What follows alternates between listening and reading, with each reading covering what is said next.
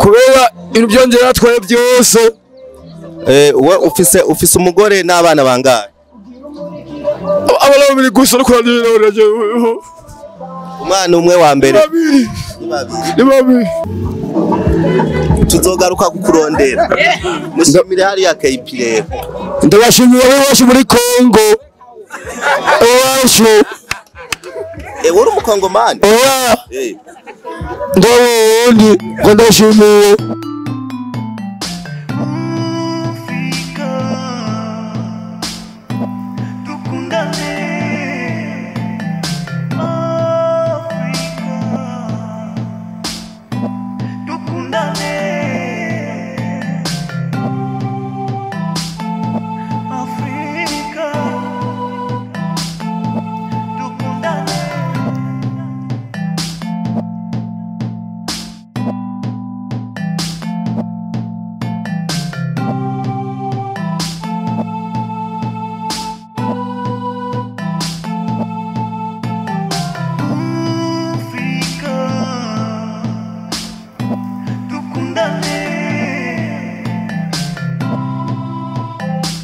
Reka tubaramutse tuvuga ati bwake cyangwa mwiriwe bivanye naho muherereye cyangwa n'amasaha muriko murabirako ino mbonesha kure. Ni KP1 novuga neza na neza turi mu isoko nkuru ya Gitega, ni nyuma gato yaho aho tubonye umutipe akiri muto yicaye kwibarabara. Turabona ko ukumbure ukuntu ameze namwe murabiko murabibona, tugomba tumuyagishe tumubaze impamvu yicaye ngaha hanyuma aratuganiriza. Ni muri ya systeme musanzwe mumenyereye urukundo, imbuto itewe n'iyimera. Twagiye rero reka tumuramutse hanyuma tutangure kuganira nawe. Turakuramukije. Mwakoze babyeyi. Imana igira inzigo. Mumeze neza? Tumeze neza jewe. Ngo bamwitwa bande? Nitwa Manikaza Eric. Hanyuma ubahe? Kumugoboka. N'umugore wanje. Kubera ibintu byongera natwaye byose. We ufise umugore n'abana bangahe? Abana babiri gusa no kurandira umwana umwe wa mbere. Ni babiri. Uwa mbere yiga mu wa kangahe? Afite gatandatu. Kana nkunda umugore wanje yama yasaze akabambera ngo tugurisha amatongo nanje nabonakaniye nanje umugore wanje bakunda. Yewe ufite imyaka ingahe? Ufite imyaka ingahe? Nabuse aho wibuka neza iyo mvire gereranye gusa mizimyaka 43. Aho kumugoboka uba ni muri zone yiye? Muri zone Muhungwa, zone Gitega. Akazi navuze ngo witwande? Manikaza Eric. Ari umutipe uba buzi yoba yitwa KP muba mwarakuranye? Ago Bishop ari muri Amerika, uramuzi? Ajya nuko ujyanyo ibinini mo. None ndakubaze we kugira dusange wicaye ngaha ku bisanzwe byagenze gute? Jewe Imana abankunda n'amakazi babwe tugende anje gutwaze iriko muzigo. Kugira ko mbona uri kurakorora amosozi, uri kukorora amosozi kubera iki? Ko mwana wanje yabuze. Umugore wawe uvuze ko umugore wawe afise ikibazo nyabaki? Umugore wanje tubaye tutabanye yama yabo rero urabizi by'abagore muba mwapfuye iki kugira ngo kumbure aboregwe nawe uboregwe?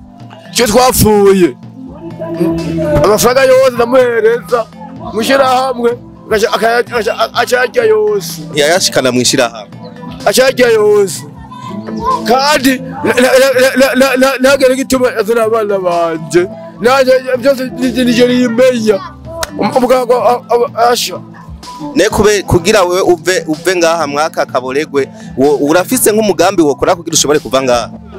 Cyo ko mugambi Imana igizigo abana nabyeyi ayo Yusufu ego umutware kugira uve ngaha ubona wokenera iki kugira ngo wiyungunganye ushobore kuba urafise ikintu wokora? Nzokorora inkwavu nze nasuma nituruto Imana yo ntigira inzigo abaza babibona none izi nzoga utanguye korora inzoga uwo guha umutahe izi nzoga wewe woshobora kuziheba ukaba inzoga rwoba kandi inzoga ntanzwe yabyo uri siri ko inzoga woshobora kuziha ni musa Yesu wokenera nk'inkwavu zingahe kugira ngo ushobore kuzitunga woshobora kuzahirira zingahe 3 gusa inkwavu 3 ndashobora ndakubaje nshoboye kuza mu ngwa bo gushingira intaye yuko hakaboneka nk'abantu nka 9 cyangwa 7 mwoshobora gukorana bakwizeye mwoshobora gukorana tukabaha nk'inkwavu haba mugashobora kuzitunga yajime na kuvuga aya kwa referiyemu Chero rebe umuntu rero aje urafise mbewe nimero ya telefone ubwo wanje sawa reka we umwanya utaba wabo tukomereka Eric umwanya utaba waborewe noshobora kuza tukaganira neza n'uyu urabona mamujaje urabona Jesse ndi mabuja ndi data bose urabona jewe baya bose bashoza amabaro urabona kangora amabaro na Moses ubosi banzi gukora kazi kandi ari nimero ya telefone wewe wowe ufise urakoresha telefone cyangwa urazi umuntu afise telefone yoshobora kuzokuronka basi umuntu amurondeye akamuronka nta nimufise mu mutwe basi Imana igira inzigo basi yego ngaje muri Kongo basi kugatumba ninaza kugatumba kurondera iwacu kumugoboka imwe kwandi bana papa wanje ndayahundwa Veneranda agatumba bakita gute mugoboka unyinya mweya ngira abantu batanu mubana ngira umukuru w'umutumba wanyu Edward bitwa Edward inje kwa Edward nkamubaza wazoca kumenya kana ume umuntu aguhaye ibintu kweri wewe udandaza kweri ubambe ibyo worora woshobora kubyorora neza Imana igira inzigo ego uratosira kukubona ngaha izosubira wokenera amafaranga nkangahe kugira ngo ngaha usubire izoranyisha sa wokenera amafaranga nkangahe kugira ngo usubire kuza ngaha Imana mwebwe nshagura inkoko n'inkwavu sawa urakoze cyane nzoza tukugana utaborewe twari ko tumuganiza kubera dusanze aryamye ngaha twasanze aryamye turavuga ati reka tumubaze ikibazo no muntu afise hanyuma turabe ko kino kibazo cyokemuka rero iki kibazo cyawe kirashobora gukemuka ukava ngaha mugabo tuzogwa nk'ukwezi utaboregwa tubonye utaboregwa bizokunda gira akajambo kamwe ubwiye abantu hariya bariko barakurorera Imana igira inzigo n'abayinjya nzaranyisha wo kuma wisabira yinjya gusa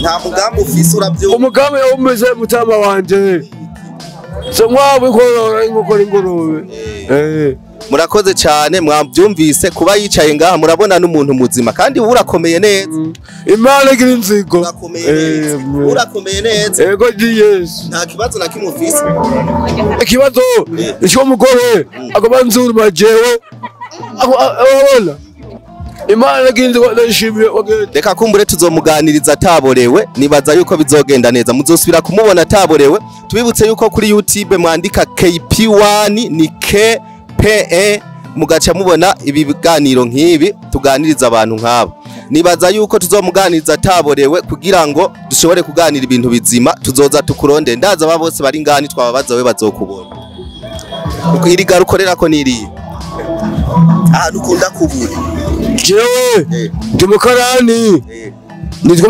nitwa Eric nkora kuri mitoke abose bose barangunda abo bakazi sawa urakoze cyane babuze amafaranga je no reka tubasezera abantu mariko muradukurikirana ariko ava yuko tubasezera reka tugeye tumuhaye ifanta aze kunywa mugabo iyi fanta tugwaye ntuze kunywa ntuzunywa ngo byanke kutaha wumvise tugwaye ifanta tugwaye inzoga wumvise tuzogaruka kukurondera mushimire hari ya KP rero ndabashimiye bose muri Kongo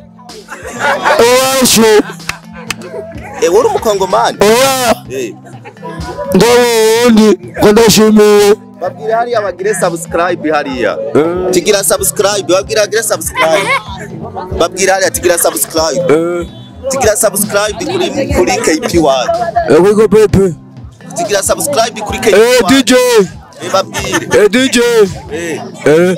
Murakoze cyane ku bantu mwadukurikiranye, nibaza yuko kano kanya tumaze kabaye keza. Twashimiye kanya mwamaze muri ko muratwumviriza, nibaza ko umunsi mwe tuzoganira ameze neza naho ubutaha. Ciao ciao. Merci. Sawa. Amina.